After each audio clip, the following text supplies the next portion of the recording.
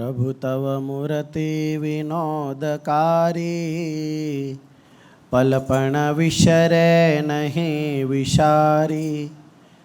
जुगल चरण सोल चिन्ह जेह, नजर समीपे रहो अमारी एह।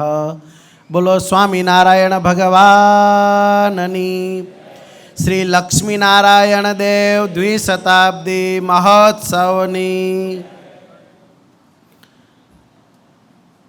वडताल संप्रदायनी करोड़रज्जु समाज एवी अपनी आ 90મી रवि सभा में जेमने आपने सातत्यपूर्ण रीते कथानु रसपान कराव्યું છે એવા પૂજ્ય સ્નેહી સંત સ્વામી,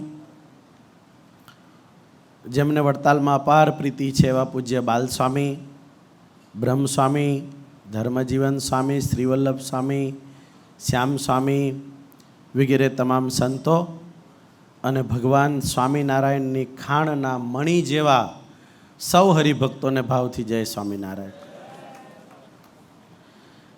તમને બધાને હમણાં સભામાં હું જોતો હતો અને વિચારતો હતો કે આ બધા ભગવાન સ્વામિનારાયણના હરિભક્તો છે. આમાંથી કેટલાય ચહેરાઓ એવા છે કે જે રવિ સભાના વ્યસની બની ગયા છે. એને રવિ સભા ના આવે તો એને નશો ના આવે. નશો એટલે સ્વામિનારાયણનો. એવા કેટલાક છે. કેટલાક લોકો એવા છે જેને 20-25 વર્ષથી જાણું છું, પરંતુ સંત સ્વામીએ 90 સભા દ્વારા એને એવી રીતે તૈયાર કર્યા કે એમના સ્વભાવ બદલાઈ ગયા છે. તો સ્વભાવ બદલાયેલા લોકો બી અહીંયા આપણને ભક્તો આપણને દેખાઈ રહ્યા છે. દિવસે દિવસે આપણો મહોત્સવ, આપણું વડતાલ, જેમ હમણાં પૂજ્ય બાલસ્વામીએ ગયા મહિને એસજીવીપી તરફથી ચંપલ વિતરણને આ વખતે કેરી વિતરણનું કામ કર્યું. બાલસ્વામી એમના પ્રવચનમાં 4 વખત બોલ્યા કે ભગવાને અમને તક આપી. તો ભગવાન સ્વામિનારાયણના ઘરે એટલે કે વડતાલ ધામમાં કરેલું એક નાનું પુણ્ય એ અક્ષય અને અનંત ગણું ફળ આપનારું છે. એ ભજન કર્યું હોય તોય, દાન કર્યું હોય તોય, ધર્માદો કર્યો હોય તોય, સેવા કરી હોય તોય અનંત ગણું ફળ આપનારું છે. અને હવે એ સેવાની તક આપણને 6-8 મહિના સુધી બહુ જ મળવાની છે. એટલે દ્વિશતાબ્દી મહોત્સવમાં એ સેવા આપણે સૌએ ખૂબ કરવાની છે. એટલે એના અનુસંધાનમાં પણ બધાએ તૈયાર રહેવાનું. મને 2 જાહેરાત કરવાની કહી છે. એક, આ 90મી રવિ સભા છે અને તમે બધાએ આ 90 રવિ સભાઓમાં એટલી બધી ગરમી, ગીચતા, એટલું બધું સહન કર્યું છે.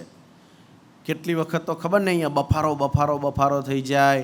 આ ટીવી મૂકવા પડે ત્યારે દેખાય, વક્તા પેલા ખૂણામાં બેઠા હોય તો દેખાય નહીં. તો આ બધું એટલું સહન કર્યું છે તમે બધાએ.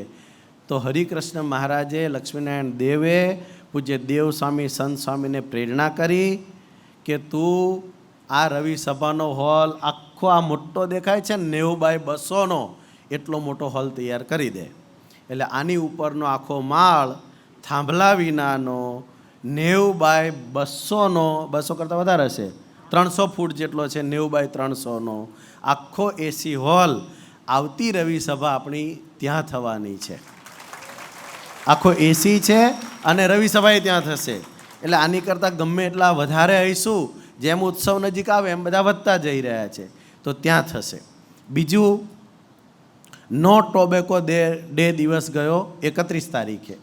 અને આપણા સંપ્રદાયમાં ભગવાન સ્વામિનારાયણે જ્યારથી સંપ્રદાય સ્થાપ્યો છે ત્યારથી વ્યસન મુક્તિ એ જગત તો દેહની તમાકુ, ડ્રગ્સ, બીડી એને વ્યસન માને છે.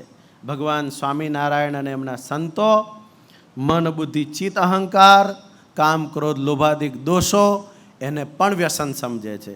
એટલે સ્વામિનારાયણ ભગવાનના સાધુઓ 2 રીતે કામ કરે છે. બીડી તમાકુ તો છોડાવે જ, પરંતુ અંતરના પણ દોષો છોડાવવાનું કામ કરે છે અને 200 વર્ષથી કરી રહ્યા છે. પરંતુ નો ટોબેકો ડે નિમિત્તે આજે આપણે એવા એક ભગવાનના ભક્તનું સન્માન કરીશું. 31 તારીખે ખૂબ મોટી સભા પણ હતી, ઠેર ઠેર સંતોએ દ્વિશતાબ્દીના ઉપલક્ષમાં આ દિવસને ખૂબ સારી રીતે ઉજવ્યો તો પણ ખરો, પરંતુ આજે આપણી સભામાં રામભાઈ ફૂલાભાઈ પટેલ માસ્તર જે મૂળ નરસંડાના છે, રામભાઈ કાકા અહીંયા આવીને ઊભા રહી જાઓ સંત સ્વામીની બાજુમાં, અને વડતાલની હાઈસ્કૂલમાં મુખ્ય શિક્ષક તરીકે સેવા આપતા હતા. એમની નીચે જ્યારે વિદ્યાર્થી કાળમાં મંદિરના બાળકો હતા, 150 સંતો હશે એવા, તે દાડે બાળક હતા, સ્કૂલમાં ભણતા હતા, પણ આજે સાધુ બન્યા હશે એવા રામભાઈની નીચે ભણીને તૈયાર થયેલા છે બાળકો. હું પણ સાહેબ જોડે ભણેલો છું. તો એ રામભાઈ સાહેબની ઉંમર અત્યારે 75 વર્ષની છે. દરરોજ 200 માળા ફેરવે છે સાહેબ. અને રિટાયર થયા પછી એમને વડતાલના હરિપ્રિયદાસ સ્વામી હતા, બહુ મોટા સંત હતા, બહુ ભણેલા સંત નહોતા. સંત શું કરે એ કહું, સાધુ ભણેલા નહોતા, પણ રામભાઈને એમ કે તું રિટાયર થાય ને તો લોકોને ભગવાનની વાતો કરજે. આપણા બધા માટે પ્રેરણાદાયી વાત છે. તું રિટાયર થાય તો લોકોને ભગવાનની વાતો કરજે. રામભાઈએ વિચાર કર્યો કે હું રિટાયર થયો, ભગવાનની વાત લઈને હું સ્કૂલમાં જઉં કોઈ જગ્યાએ તો મને ઘૂસવા ના દે. એટલે એમને એક સરસ મજાનું કોટેડ કર્યું. કોટેડ ચડાવે ને પેલું ગોળી ઉપર, કડવી ના લાગે એટલે.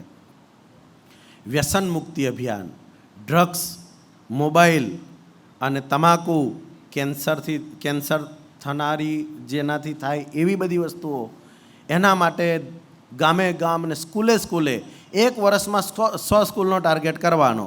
14 વર્ષમાં 1400 સ્કૂલોમાં ગયા. પોતે બેનર લઈને જાય, 1 કલાકનો કાર્યક્રમ હોય, 45 મિનિટ વ્યસન મુક્તિની વાતો કરે, 15 મિનિટ વડતાલની અને ભગવાન સ્વામિનારાયણની શરણાગતિની અને વડતાલના મહિમાની વાતો કરે. એટલે નો ટોબેકો ડેના દિવસે વડતાલ મંદિર તરફથી એમનું સન્માન થયું. ભગવાન સ્વામિનારાયણ સૌનું મંગળ વિસ્તાર, એટલું કહીને વિરમું છું.